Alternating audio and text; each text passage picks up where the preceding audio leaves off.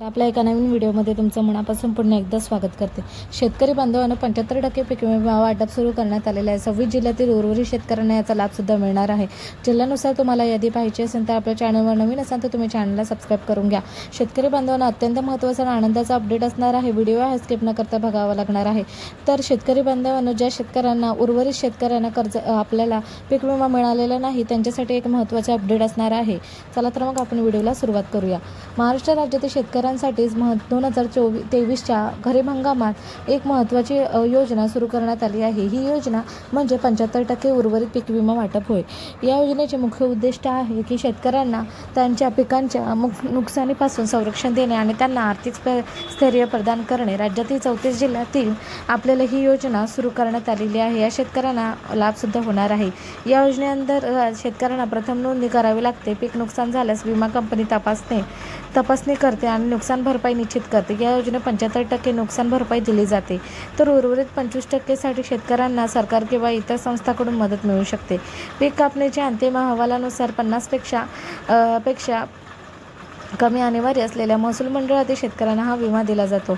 महाराष्ट्रातील 34 जिल्ह्यांमध्ये ही योजना लागू करण्यात आली आहे। त्यापूर्वी 7 जिल्ह्यातील शेतकऱ्यांना पीक विमा मिळालेला नव्हता, परंतु आता या जिल्ह्यातील शेतकऱ्यांनाही या योजनेचा लाभ मिळू लागला आहे। ज्या शेतकऱ्यांना आतापर्यंत अजिबात पीक विमा मिळालेला नाही किंवा ज्यांना केवळ 25% पीक विमा मिळाला आहे, अशा शेतकऱ्यांना या योजनेचा विशेष लाभ होणार आहे।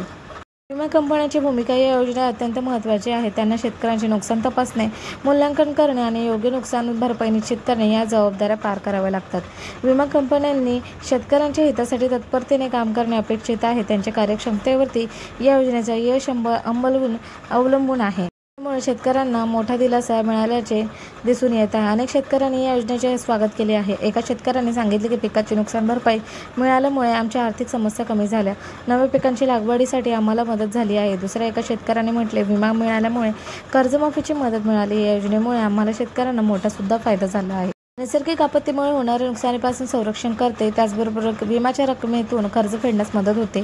मिळालेल्या रकमेतून नवीन पिकांची लागवड करता येते, तर आर्थिक नुकसानीपासून भीतीपासून मुक्तता मिळते। आय होप सो तुम्हाला ही माहिती आवडली असेल। या व्यतिरिक्त अजून काही नवीन अपडेट आली नक्कीच तुमच्याशी शेअर करण्याचा प्रयत्न करा। हा व्हिडिओ आता इथेच थांबवते।